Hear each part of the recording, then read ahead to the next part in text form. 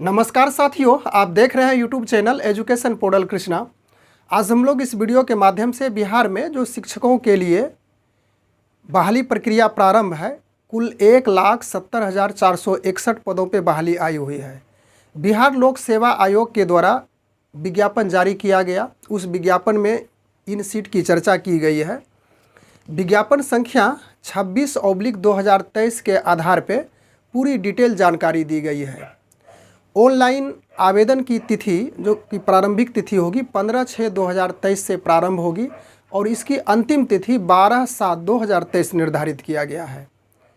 इस विज्ञप्ति के आधार पे क्या ज़रूरी डॉक्यूमेंट्स पहले से ही पूर्व से ही तैयार रखना पड़ेगा अभ्यर्थियों को, इस वीडियो के माध्यम से हम लोग समझने का प्रयास करेंगे।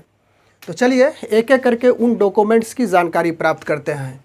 इसमें शैक्षणिक योग्यता से संबंधित प्रमाण पत्र यानी कि शैक्षणिक योग्यता से जो संबंधित डॉक्यूमेंट्स होगा उसकी जानकारी प्राप्त करेंगे।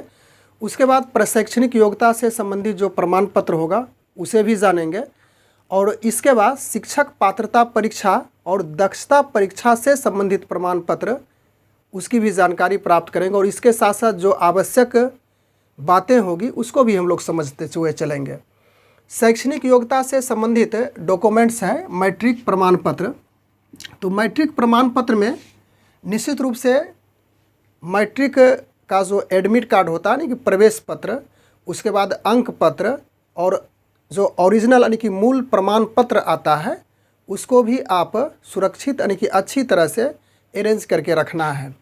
उसके बाद इंटर प्रमाण पत्र की बात की जाए तो इसमें प्रवेश पत्र, अंक पत्र और मूल प्रमाण पत्र उसी प्रकार से यह भी आवश्यक होगा और उस समय जिन जिन प्रमाण पत्रों की आवश्यकता होगी उसे वहाँ पे अपीयर करना यानी कि प्रस्तुत करना है। फिर प्रशैक्षणिक योग्यता से संबंधित प्रमाण पत्र में DELED प्रमाण पत्र यानी कि 2 वर्षीय जो प्रारंभिक शिक्षा में प्रशिक्षण यानी कि प्रशैक्षणिक योग्यता होती है तो वह DELED से संबंधित जो प्रमाण पत्र यानी कि प्रवेश पत्र इसका होगा, एडमिट कार्ड। उसके बाद अंक पत्र की भी आवश्यकता होगी, इसे भी आप अरेंज करके रखेंगे। और शिक्षक पात्रता परीक्षा तो जो टेट या तो फिर CTET होती है, केंद्रीयकृत शिक्षक पात्रता परीक्षा होती है और उसके बाद स्टेट लेवल से भी संबंधित शिक्षक पात्रता परीक्षा होती है। उसके लिए प्रवेश पत्र और जो निर्गत अंक पत्र है उसे भी आपको सुरक्षित रखना होगा, उसे भी अरेंज करके रखना होगा। एक दक्षता परीक्षा उत्तीर्ण प्रमाण पत्र है।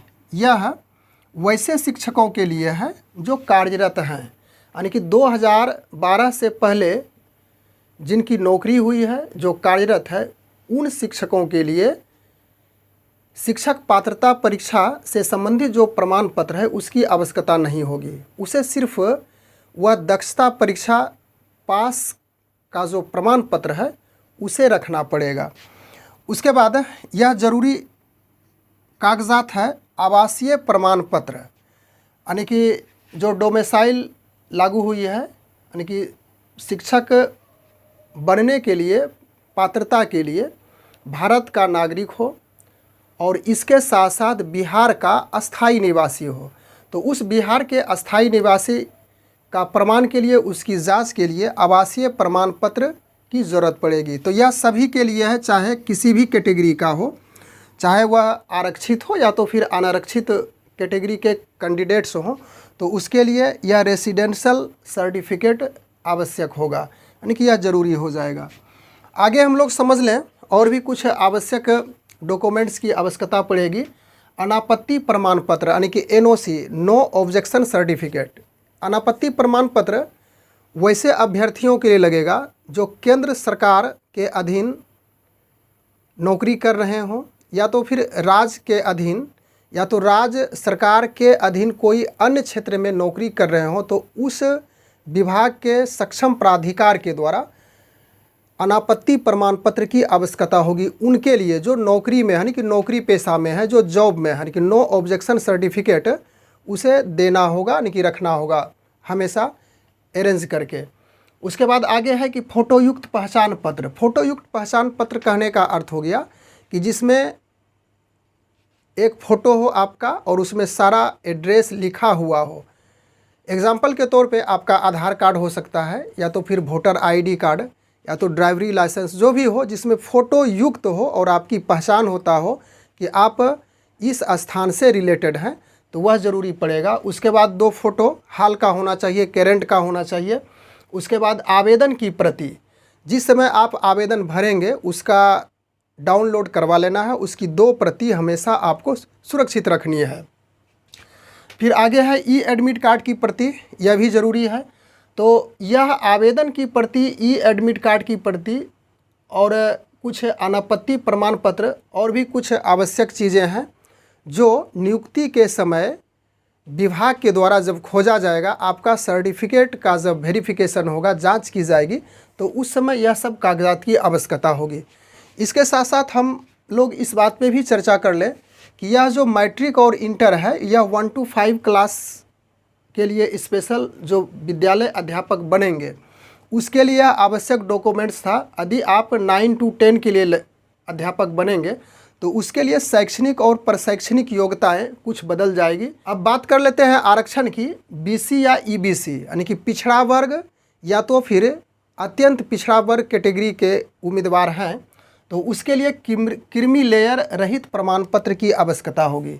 क्रीमी लेयर रहित प्रमाण पत्र की आवश्यकता होगी। और महिला की बात की जाए बीसी और ईबीसी की, तो यह जो क्रीमी लेयर रहित प्रमाण पत्र बनेगा वह पिता के एड्रेस पर, पिता के आधार पर बनाया जाएगा, ना कि उसके पति के आधार पर। आगे है कि यदि क्रीमी लेयर सर्टिफिकेट 1 साल से अधिक हो गया हो, क्रीमी लेयर रहित प्रमाण पत्र की वैधता 1 साल से अधिक हो गई हो, तो वैसी स्थिति में क्रीमी लेयर रहित घोषणा पत्र आपको एक देना होगा। उसके बाद SC ST अनुसूचित जाति अनुसूचित जनजाति के अभ्यर्थियों के लिए जाति प्रमाण पत्र अनिवार्य है। इसके साथ साथ अस्थायी निवास प्रमाण पत्र भी उसे बना करके रखना होगा। फिर EWS यानी कि जो सामान्य कोटि में आर्थिक रूप से कमज़ोर व्यक्ति हैं, उसके लिए 10% का आरक्षण है, 10% की सुविधाएं उसे प्रदान की गई है। तो वह सर्टिफिकेट उसके पास अनिवार्य रूप से होना चाहिए EWS का, और वह सर्टिफिकेट 2022 और 2023 यानी कि लेटेस्ट होना चाहिए, तभी वह वैलिड होगा EWS कैंडिडेट के लिए। उसके बाद दिव्यांग अभ्यर्थियों की बात की जाए तो उसके लिए जो दिव्यांग प्रमाण पत्र हैं उसकी आवश्यकता होगी। अलग अलग दिव्यांगता के लिए अलग अलग कंडीशन बनाया गया है। आप उस कंडीशन को अच्छी तरह से, यह जो विज्ञप्ति दिया गया है उसमें सावधानीपूर्वक पढ़ करके समझ सकते हैं। फिर उसके बाद भूतपूर्व सैनिक के पोता पोती नाती नतनी यदि हैं, यदि वह आरक्षण का लाभ लेना चाहते हों, या जो भूतपूर्व सैनिक का आरक्षण होता है, तो उसके अनुसार से उसे प्रमाण पत्र बना करके रखने की आवश्यकता हो जाएगी। तो इस वीडियो के माध्यम से हम लोग इसी बात को समझने के लिए उपस्थित हुए थे कि 1 to 5 के शिक्षक के लिए या जो शैक्षणिक और प्रशैक्षणिक योग्यताएं हैं, इसमें कौन से सर्टिफिकेट की आवश्यकता है, और इसके बाद जो आगे चल करके कुछ ऐसा ज़रूरी आवश्यक चीज़ें थी या सामान्य रूप से माध्यमिक और उच्च माध्यमिक के शिक्षकों के लिए भी अनिवार्य है। तो इस प्रकार से हम लोग इस वीडियो के माध्यम से इसी बात को समझने के लिए उपस्थित हुए थे कि 1 to 5 के शिक्षक के लिए उन अभ्यर्थी को किन किन आवश्यक डॉक्यूमेंट्स की ज़रूरत पड़ेगी फॉर्म भरने के पहले, यानी कि ऑनलाइन आवेदन करने के पहले, और ऑनलाइन आवेदन के बाद जब वह सफल हो जाएंगे अपनी परीक्षा में, तो उनके कागजातों का वेरिफिकेशन के समय किन किन आवश्यक डॉक्यूमेंट्स की ज़रूरत होगी। बस आज के वीडियो में इतनी ही चर्चा करने के लिए उपस्थित थे। मिलते हैं अगले वीडियो में एक नए टॉपिक के साथ। तब तक के लिए धन्यवाद।